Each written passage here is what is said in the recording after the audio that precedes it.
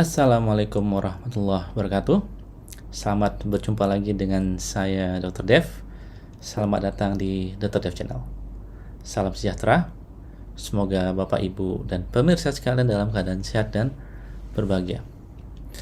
Kali ini kita akan membahas topik yang menarik, yaitu mengenai dampak suhu dingin terhadap tubuh. Nah, jadi kalau kita pelajari suhu dingin ini memiliki dampak yang signifikan nih terhadap tubuh manusia. Karena bisa membuat tubuh ini kehilangan panas, yang akan memicu berbagai respon fisiologis dan perilaku. Karena tubuh perlu menjaga suhu badan tetap optimal agar berfungsi baik. Nah, kalau kita lihat nih dari sisi usia, siapa yang paling terdampak terhadap suhu dingin ini? Yang paling rentan itu ada dua, terutama yaitu anak dan orang tua ataupun lansia. Kenapa lansia?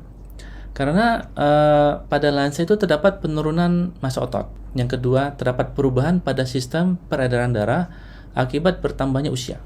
Jadi seperti pembuluh darah yang tidak elastis lagi, penebalan otot jantung, dan lain-lain. Namun dibanding lansia, anak ini lebih rentan terhadap suhu dingin ini. Karena semakin muda usia anak, maka akan semakin besar resikonya. Karena terdapatnya perbedaan rasio permukaan tubuh anak terhadap massa yang akan meningkat. Anak juga tidak mampu menilai ancaman atau menghindar dari paparan udara dingin yang berbahaya. Bayi dan anak kecil juga mempunyai cadangan glikogen yang terbatas untuk menghasilkan panas.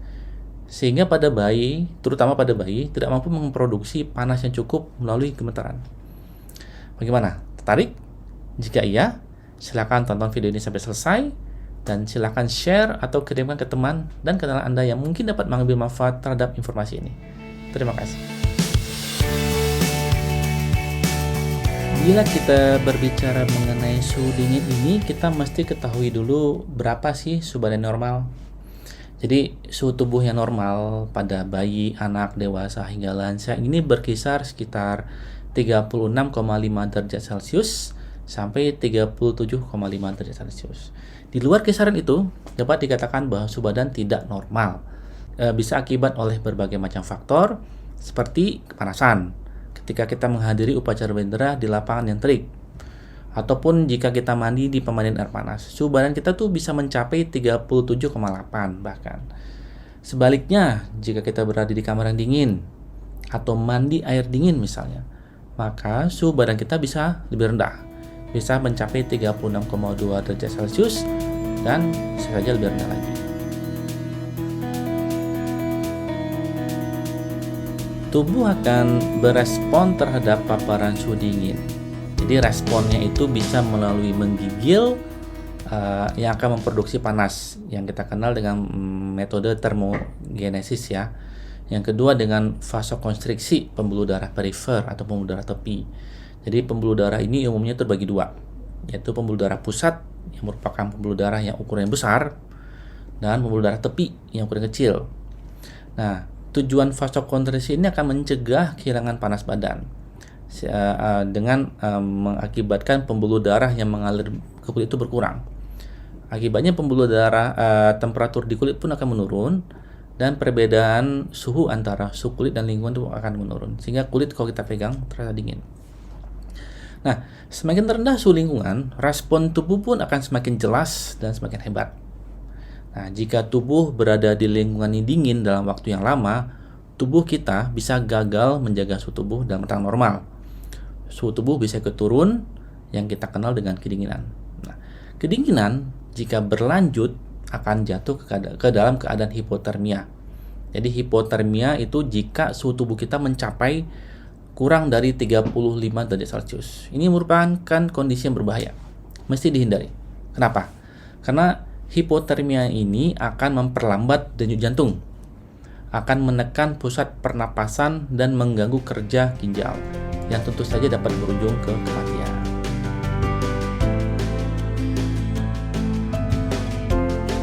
Suhu dingin ini merupakan salah satu faktor yang dapat memudahkan kita tidur dengan cara menurunkan suhu badan, sehingga kita akan dapat memasuki zona nyaman untuk tidur nyenyak.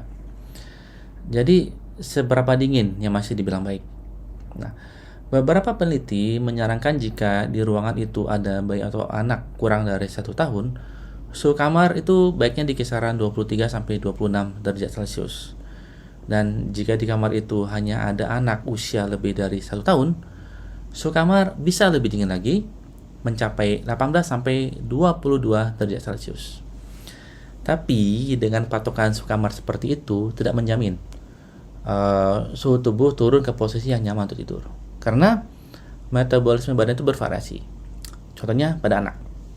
Jadi anak ini memasuki masa pertumbuhan.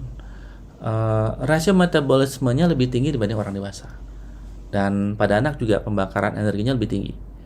Badan itu akan terasa lebih panas. Sehingga kalau tidur, seringkali kita perhatikan ini, anak tidak mau menggunakan selimut.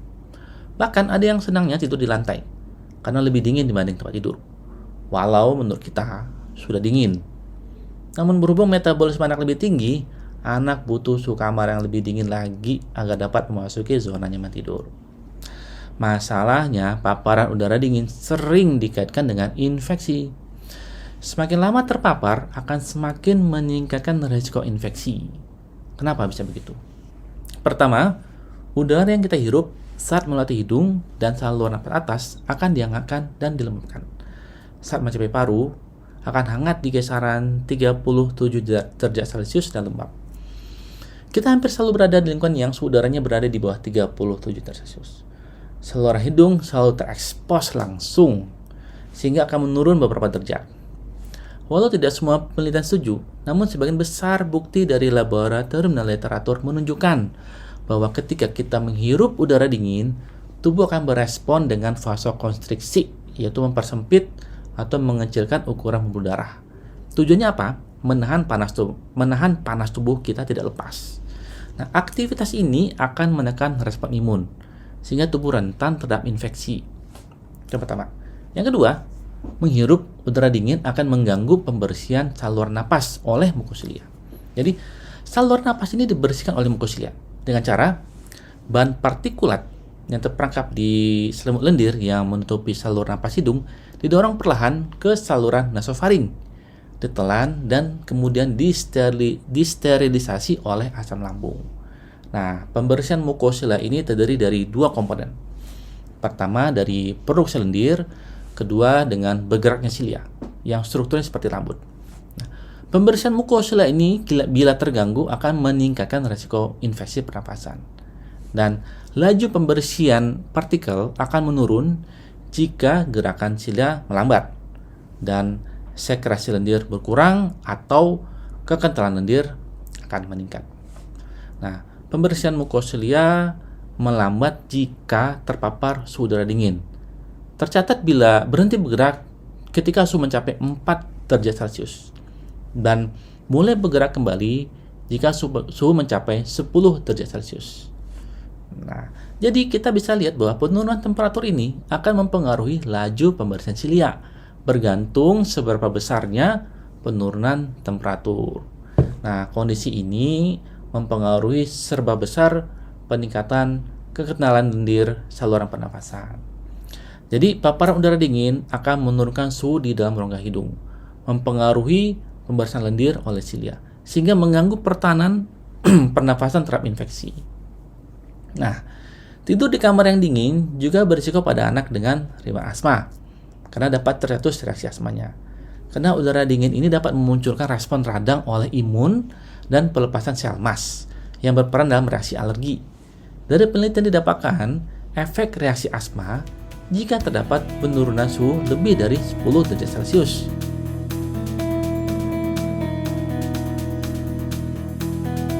Saat kita makan dan minum dingin, makanan dan minuman ini dapat menyejukkan mulut dan saluran pencernaan atas, esophagus.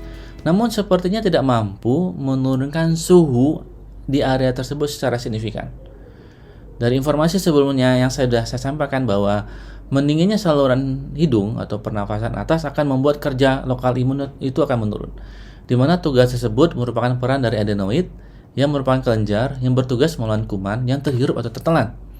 Namun karena kurangnya kontak antara adenoid dengan makanan dan minuman yang dingin ini, gangguan ini sepertinya nggak terjadi.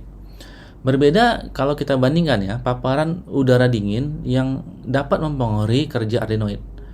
Mendinginnya suhu badan sampai kedinginan merupakan sensasi yang tidak mengenakan, tidak nyaman, apalagi kita sampai menggigil.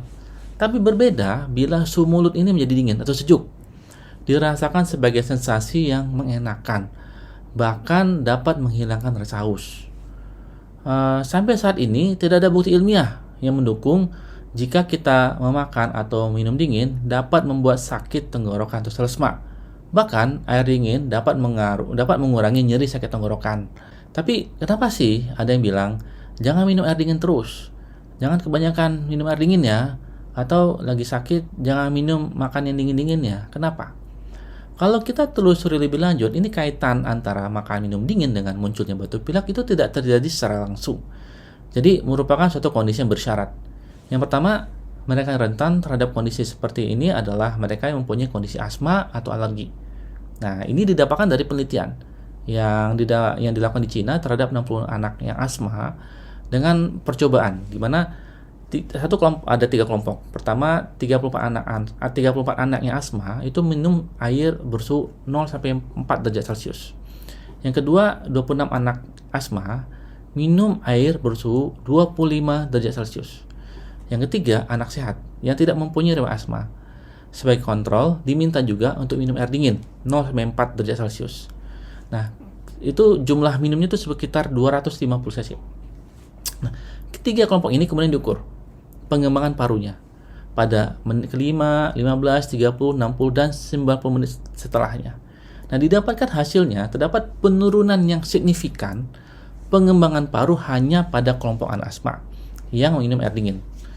Dan 6 anak yang menunjukkan keluhan pernafasan atau sakit itu semuanya adalah anak kelompok asma yang minum air dingin. Sehingga disimpulkan bahwa RS dapat mencetus keluhan pada anak yang mempunyai gejala asma. Yang kedua, mereka yang minum RS atau air dingin ini sumber airnya bisa saja tidak bersih atau terkontaminasi. Anak-anak, terutama anak sekolah, paling senang jajan, beli makan atau minuman. Yang favorit dan mengenakan pada saat berpanas-panasan tentu sajalah minum air dingin atau es dengan efek yang menyegarkan. Namun perlu kita ingat, jika sumber air minum dingin atau es bisa saja tidak bersih. Dan jika mungkin saja airnya bersih, kebiasaan anak menjaga kebersihan tangannya dapat kita pertanyakan. Atau debu-debu yang berterbangan dapat masuk ke makanan atau jajanan anak.